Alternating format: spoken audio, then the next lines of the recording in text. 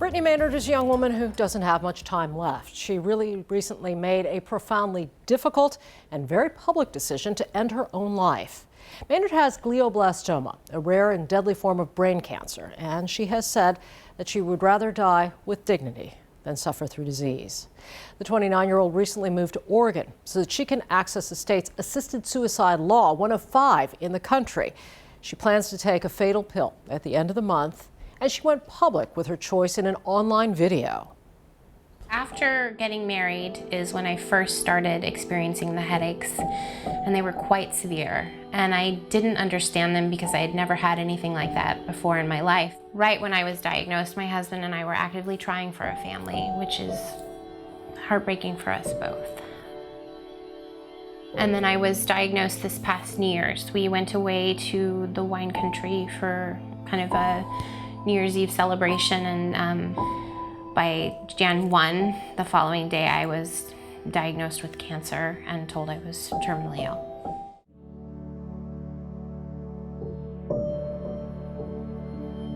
I don't wake up every day and look at it. It's in a safe spot, and I know that it's there when I need it.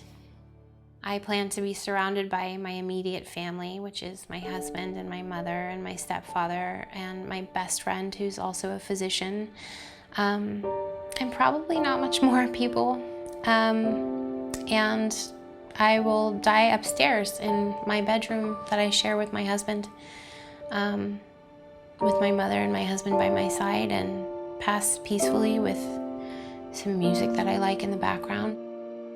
I can't even tell you the amount of relief that it provides me to know that I don't have to die the way that it's been described to me that my brain tumor would take me on its own. Before I pass, I'm hoping to make it to the Grand Canyon, because I've never been. And that's all I can do, is set little goals like that, and all those things make every day worthwhile. She was able to fulfill that bucket list wish. She made it to the Grand Canyon with her family just a few days ago. In a statement after that trip, she said it was breathtakingly beautiful. But she added that she continues to suffer. After the trip, Maynard had her worst seizure so far. Joe Nyer knows all too well what Brittany Maynard is going through now. We first met this Ohio native last year. He has the same type of brain cancer that she does, but he has chosen a very different path. Nyer went through chemo and through surgery, but the cancer came back. Then he chose to forego further harsh treatment in an effort to live his life with quality and enjoy the time he has left. When he heard about Brittany Maynard, Joe Nyer decided that he had to reach out to her. Dying with dignity includes living with quality. Hi, my name is Joe Nyer. I was diagnosed with glioblastoma multiforme in November 2012. I had to face a terminal diagnosis, so I can relate to what Brittany Maynard is facing. I decided to write that essay because I really wanted to reach out to her. I felt connected to her process, to her condition, to the struggle she's going through. And I really was deeply moved by reading her article. So I wanted to reach out to her in any way I could. Not to change her mind, not to, tell her what to do. I certainly don't have any interest in disrespecting her choice. But I want to open up the possibility of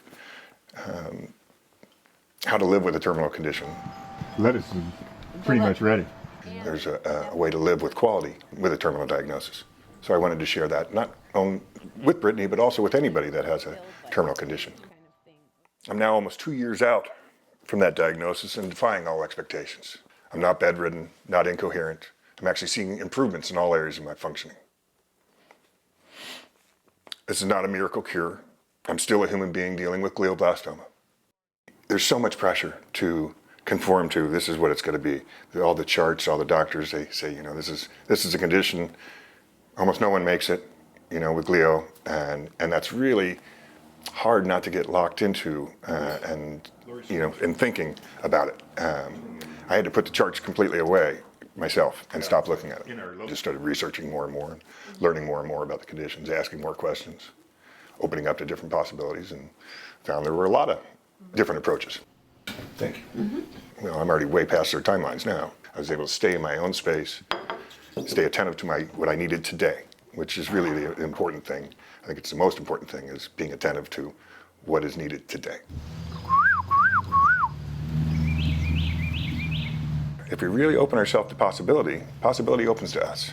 That's my experience on a daily level, frankly. And so I want her to open herself to possibilities that are beyond just the right to die with dignity. Great story, very important story, but there are possibilities to live and to live well with a terminal condition.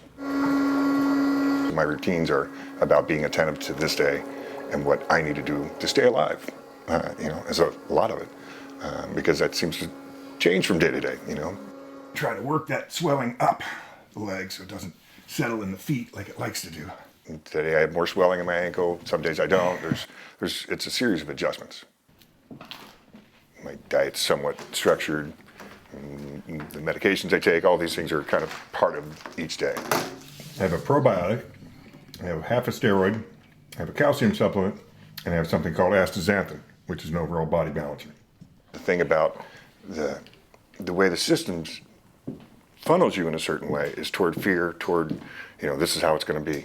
You have this limited window of time, make the best, go on vacation, all these things, right?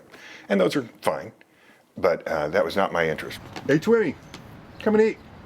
My interest was more about, wait, I'm not dead yet. I'm interested in seeing how far I can push this, how much I can live. I'd say, Brittany, we're all in this together. Ooh, that's running high. Glio's still glio. It's not like it's gone for me. It's still part of my everyday. And I understand the dangers of it. I could die tomorrow very easily. That's part of the fact of glioblastoma. It's the most dangerous brain cancer there is. But I can't live well today if I'm worried about dying tomorrow. It was great to see this conversation brought into the open by Brittany. And I would like to add to it about living with quality when given a terminal diagnosis. These days, Joe Nyer is focused on his writing. He has a long-term plan. He plans to write a book.